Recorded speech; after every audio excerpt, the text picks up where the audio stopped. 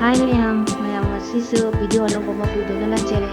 Ado mayam ngasidi yamna healthy oiba angangasu yamna pamba recipe oidone. Ado mayam ngasise apple gi kheer haujarake. Ahanbada ai apple laujare ahumkha aduga dry fruits aina kupna tawna soirebako. Angang macha aidi angang pikriba angang sagadawba oiragadi asum kupna tawbiro. Aduga mayam ai chini gi mahuda khajurse oina laujarage. Khajurshina haidi chini sigi mahutadi yamna so healthy oire angang ko chini yamna bijaba so patte aduna ai khajur se una laujare ado mayam angang singna sum apple se saning da taraga su apple gi kheer oina hawraga bijabada angang singna saning da bakale roi da ne ado ahan badai apple sing se hanna maku khoktuk charage aduga mayam tapna sum dingina si kamai tawba haibado mayam aigi video sibu nungai biba taraga di like comment subscribe tawbiramo subscribe tawdiba kangusingna ichinaw sing yauragana subscribe tusanbiramo aduga like comment amam thambiramo nusibiduna ado mayam ai apple se khoppa loijare aduga ai sinjita sitone ko sise ahanbal sinjita sijarage aduga mathang adum jingmina si kamai tawba habado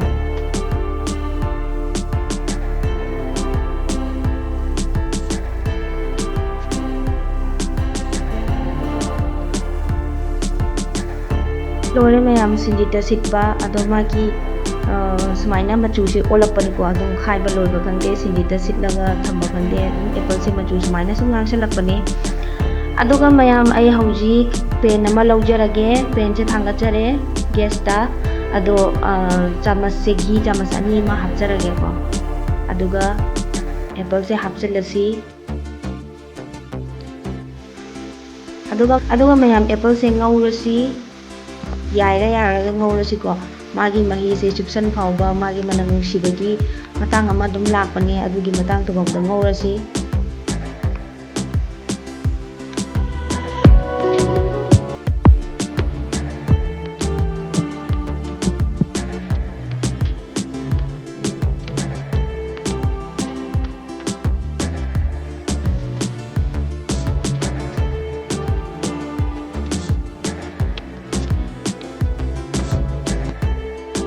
yare mayam apple gi mahi thoamadu so loina kansille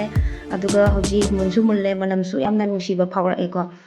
ado hoji ai bowl amada lauthuk jarage ado mayam apple se inghalaga thamdoine ma ingphok ngairasi ko sumaina bowl amada lauthok jare aduga inghalage aduga ai khang ama laujare khang sigi khang sida oina sum tawre ko asina lonbada nungairani marang kaina aduga ai adha liter sangom se laujare aduga sawhallasi phajana aidi magi thik oibawa lonbirasi ko kitang nanghallasi sangom se aduga ai elaichi khara hapjarani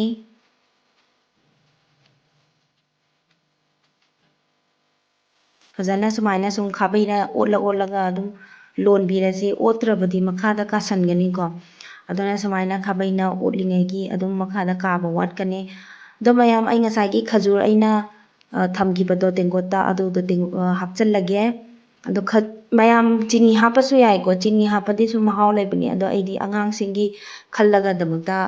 angang singi khanbagi damakta chini se haptabane khajur oina hapjare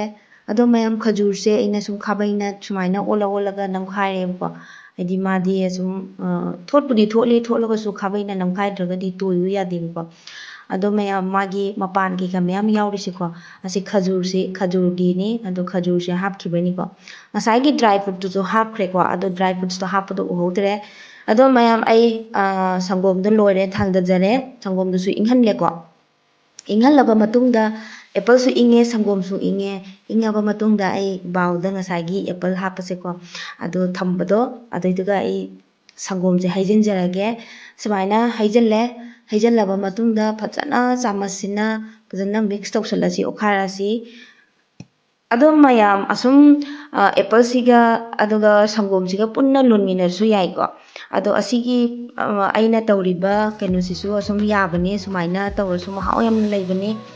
ꯑꯗꯨꯒ ꯍꯥꯏꯅꯕꯅꯦ ꯑꯦꯄꯜꯁꯦ ꯁꯨꯝ ꯁꯪꯒꯣꯝ ꯑꯁꯥꯕꯗ ꯂꯣꯟꯁꯤꯜꯂꯒꯗꯤ ꯐꯝꯃꯤ ꯈꯣꯠꯂꯤ ꯃꯅꯝ ꯍꯥꯏꯗꯤ ꯑꯐꯝꯕꯒꯤ ꯃꯅꯝ ꯅꯝꯃꯤ ꯈꯣꯠꯂꯤ ꯑꯗꯨꯃꯥꯏꯅ ꯍꯥꯏꯅꯕꯅꯦꯕꯀꯣ ꯑꯗꯨꯅ ꯑꯩ ꯁꯨꯃꯥꯏꯅ ꯑꯦꯄꯜꯁꯦ ꯍꯥꯟꯅ ꯐꯖꯅ ꯉꯧꯊꯣꯛꯑꯒ ꯏꯪꯍꯜꯂꯕ ꯃꯇꯨꯡꯗ ꯁꯪꯒꯣꯝꯁꯤꯁꯨ ꯂꯣꯜꯂꯒ ꯐꯖꯅ ꯀꯨꯡꯅ ꯂꯣꯜꯂꯕ ꯃꯇꯨꯡꯗ ꯏꯪꯍꯜꯂꯒ ꯑꯅꯤꯁꯤꯀꯣ ꯃꯤꯛꯁ ꯇꯧꯕꯅꯦ ꯑꯁꯨꯃꯥꯏꯅ ꯇꯧꯔꯁꯨ ꯌꯥꯏ ꯑꯗꯨꯒ ꯁꯨꯝ ꯂꯣꯟꯃꯤꯟꯅꯔꯁꯨ ꯍꯥꯏꯗꯤ ꯑꯦꯄꯜꯁꯦ ꯍꯥꯟꯅ ꯉꯧꯊꯣꯛꯅ ꯊꯝꯃꯒꯀꯣ ꯁꯪꯒꯣꯝꯁꯦ ꯈꯤꯇꯪ ꯂꯣꯟꯁꯤꯜꯂꯛꯄ ꯀꯩꯅꯣ ꯇꯧꯔꯦ ꯀꯥꯟꯗꯨꯗ ꯈꯤꯇꯪ ꯅꯪꯁꯤꯜꯂꯛꯑꯦ ꯀꯥꯟꯗꯨꯗ ꯑꯦꯄꯜꯁꯦ ꯍꯥꯞꯆꯤꯜꯂꯒꯀꯣ ꯑꯣꯠꯈꯥꯏꯔꯒ ꯑꯗꯨꯝ ꯀꯩꯅꯣ ꯇꯧꯔꯁꯨ ꯌꯥꯕꯅꯦ ꯑꯗꯣ ꯑꯩꯅ ꯇꯧꯔꯤꯕ ꯁꯨꯃꯥꯏꯅꯁꯨ ꯌꯥꯕꯅꯤꯀꯣ ꯑꯗꯣ ꯃꯌꯥꯝꯁꯨ ꯇ꯭ꯔꯥꯏ ꯑꯃꯨꯛꯇꯪ ꯇꯧꯕꯤꯌꯨ ꯃꯌꯥꯝ ꯑꯗꯨꯒ ꯃꯌꯥꯝ ꯑꯩꯒꯤ ꯚꯤꯗꯤꯑꯣꯁꯤꯕꯨ ꯅꯨꯡꯉꯥꯏꯕꯤꯕ ꯇꯥꯔꯒꯗꯤ ꯂꯥꯏꯛ ꯀꯣꯃꯦꯟ ꯁꯕꯁꯀ꯭ꯔꯥꯏꯕ ꯇꯧꯕ ꯀꯥꯎꯕꯤꯔꯝꯒꯅꯨ ꯃꯌꯥꯝ ꯌꯥꯝꯅ ꯍꯦꯜꯗꯤ ꯑꯣꯏꯕ ꯔꯦꯁꯤꯄꯤꯅꯤꯀꯣ ꯑꯉꯥꯡꯗ ꯌꯥꯝꯅ ꯐꯕꯅꯦ ꯑꯉꯥꯡꯗꯤ ꯑꯦꯄꯜ ꯆꯥꯅꯤꯡꯗꯕ ꯃꯌꯥꯝ ꯑꯃꯁꯨ ꯑꯗꯨꯝ ꯌꯥꯎꯕꯅꯤ ꯆꯥꯅꯤꯡꯗꯕꯁꯨ ꯑꯗꯨꯒ ꯁꯨꯃꯥꯏꯅ ꯇꯧꯔꯒꯗꯤ ꯑꯗꯨꯝ ꯆꯥꯗꯕꯒ ꯂꯩꯔꯔꯣꯏꯗꯕꯅꯤ ꯑꯗꯨꯅ ꯃꯌꯥꯝ ꯇ꯭ꯔꯥꯏ ꯇꯧ